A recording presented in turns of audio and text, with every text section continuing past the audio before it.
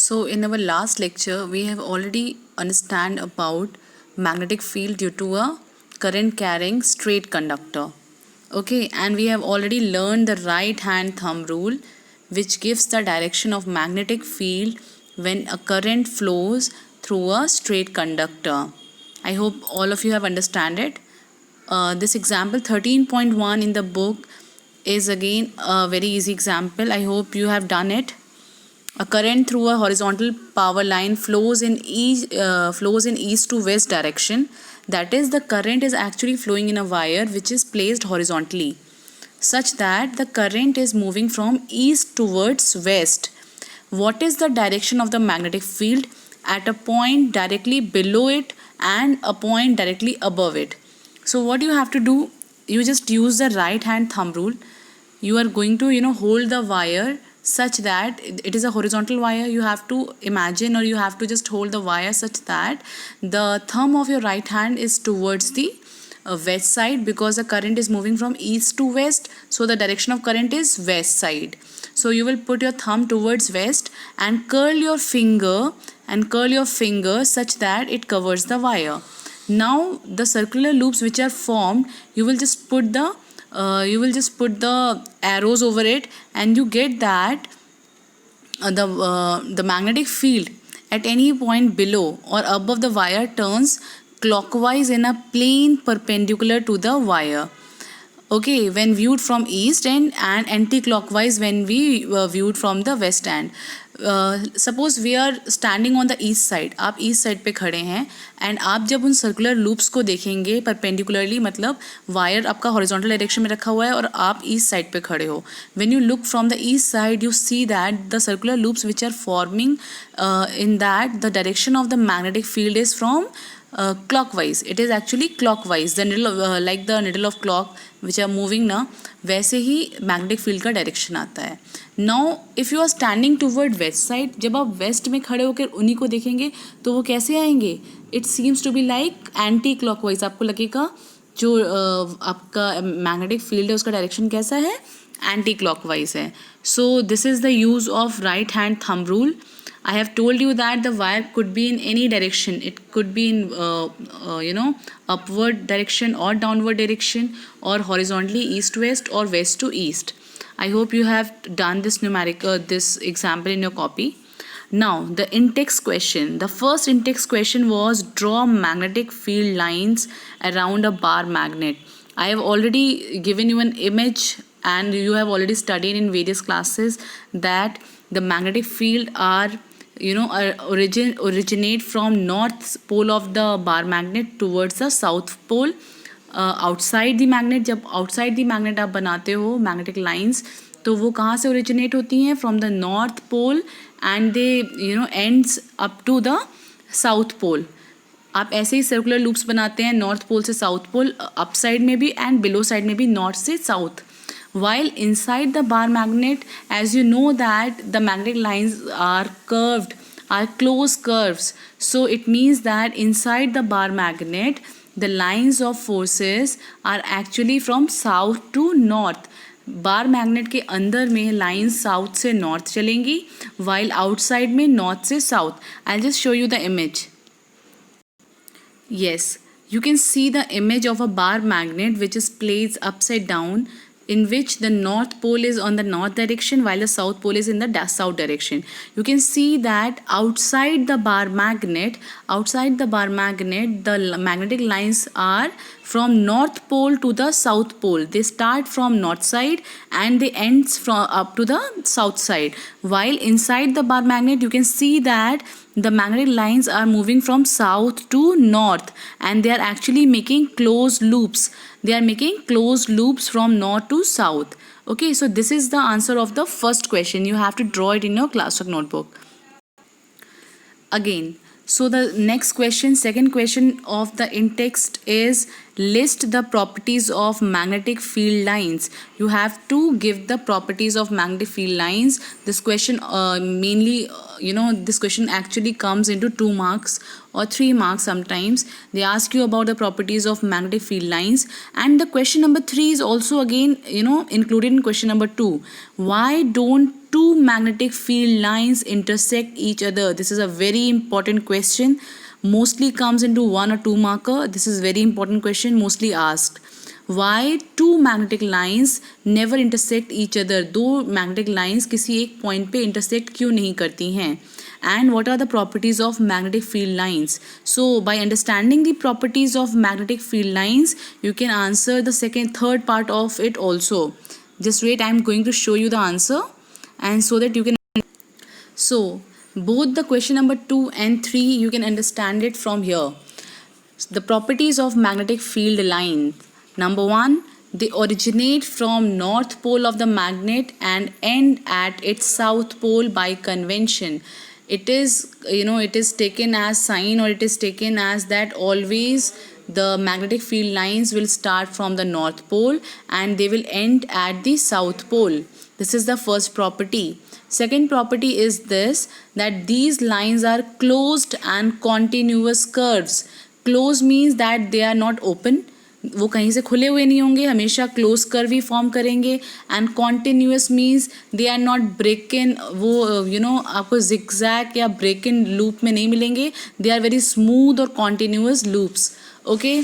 The third property is they are crowded near the poles where the magnetic field is strong. It means that number of lines, सबसे ज़्यादा lines आपको कहाँ मिलेंगी? Magnetic field lines आपको maximum number of field lines मिलेंगी pole के पास में, जहाँ पे magnetic field maximumly maximum strong होती है.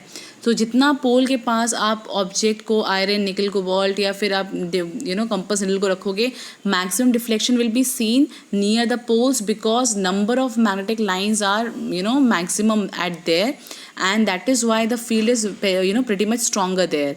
Similarly, when you move away from the poles, जब आप पोल से दूर जाते हैं, the magnetic field lines separated, वो दूर दूर हो जाती हैं. अभी आपने लास्ट इमेज में देखा था that the lines are away from each other when we moved away from the pole, and therefore the magnetic field become weak. आप जितना पोल से दूर जाएंगे, नंबर ऑफ लाइंस कम होती जाएंगी, नंबर ऑफ लाइंस कम हो जाएंगी, तो आपकी strength of the magnetic field also become weaker. Okay, so these are the 3 properties which are very much important, and the last property is also the answer of the third question, that why don't two magnetic lines never intersect each other at a single point. Okay, so field lines never intersect with each other. If they do, अगर ऐसा वो करेंगी, 2 line कभी intersect करेंगे, तो what will happen? They would that would mean that there are 2 direction of the magnetic field at the point of intersection, which is impossible. Now you know that